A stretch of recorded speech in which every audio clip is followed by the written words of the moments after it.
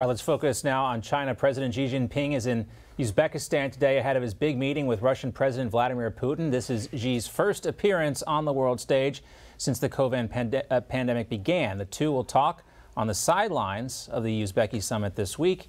According to the Kremlin, the meeting will show an alternative to the Western world, but it also comes as a fragile time for Russia as they continue to lose ground in Ukraine. Gordon Chang is with us now. He's the author of The Great U.S.-China Tech War. Always great to talk to you, Gordon. Thank you, John. Well, according to the Kremlin's own press release, Ukraine is on the agenda for Xi and Putin to discuss. Obviously, not a comfortable situation for Putin to be in.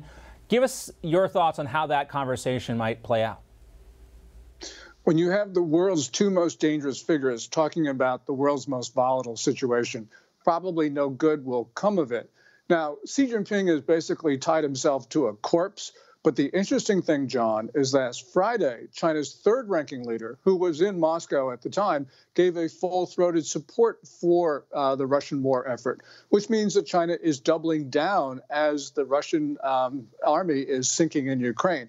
That's not to say that Russia is going to lose in Ukraine, but right now, we're seeing real signs of partnership between China and Russia, and the Biden administration isn't doing anything to really stop this. And this seems like a real crucial point where the Biden administration could apply a lot more pressure to cause some tension between the two of these guys, Putin and Xi. Yes, well, China clearly has violated sanctions that the West has imposed on Russia for Ukraine. The Biden administration keeps warning China not to do things. China continues to do things. And basically, the Biden administration says, well, no big deal.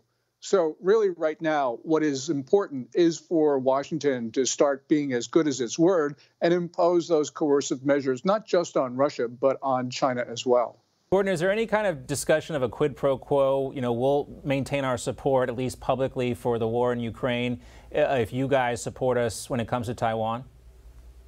I think that has always been the bargain, John. We have heard Russia on a number of occasions over the last half decade say that it was supporting China's position on Taiwan and on other things. We have seen the Chinese and the Russian navies drill in waters near Taiwan. And clearly, the statements that the Chinese and the Russian militaries have made about working together in the region clearly indicate that that is indeed the deal.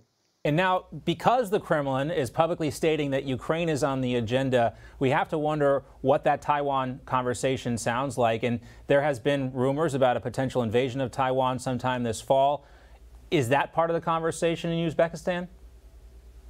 I'm sure that they are talking about Taiwan. I don't think that there's going to be an invasion this fall for a number of reasons.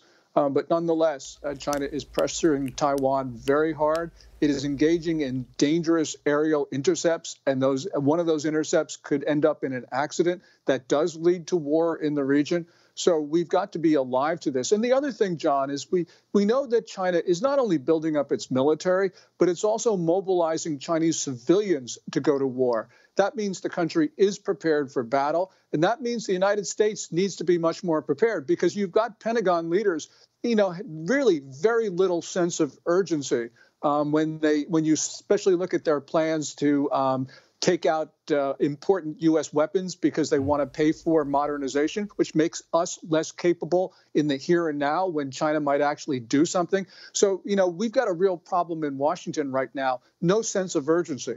And I think that was on display yesterday in the White House press briefing when Biden's National Security Council spokesman John Kirby was there, and he kind of brushed off these concerns about Chinese land grabs here in the United States. And you know this, we've reported on this. Organizations linked to the CCP are just snatching up real estate, thousands of acres at a time, and a lot of times it's directly adjacent to U.S. military installations. But here's Kirby being asked about that. The president has been nothing but clear about our concerns about Chinese unfair trade practices and economic practices. Trade. I understand that, ma'am, but security and buying up land around military installations. Yeah, I'm probably not the right person to ask about home ownership here in the United States.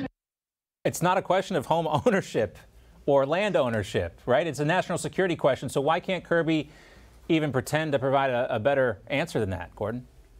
Yeah, Kirby's title is National Security Coordinator. And what he said in that clip is that matters of national security are not in his swim lane.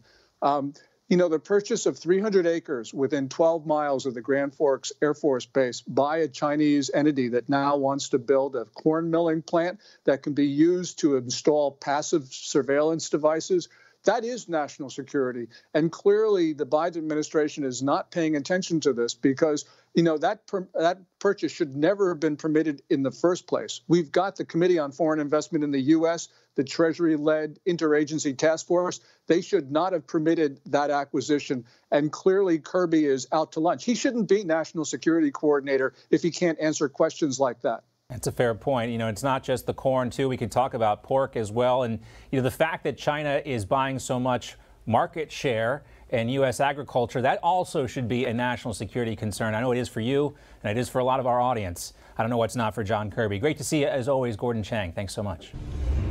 Hey guys, it's Rob Carson. September is historically the worst performing month for the stock market, so you better be ready for it. The Fed continues to aggressively raise rates, and JP Morgan is forecasting another mega rate hike September the 21st.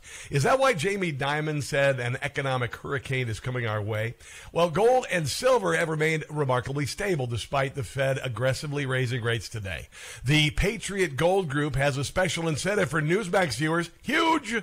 Now precious metals investors can enjoy the no-fee for life gold and silver IRA on qualifying rollovers, or enjoy free, discreet, insured shipping on all direct gold and silver purchases. Here's the number, 800-356-4470. Call 800-356-4470 today.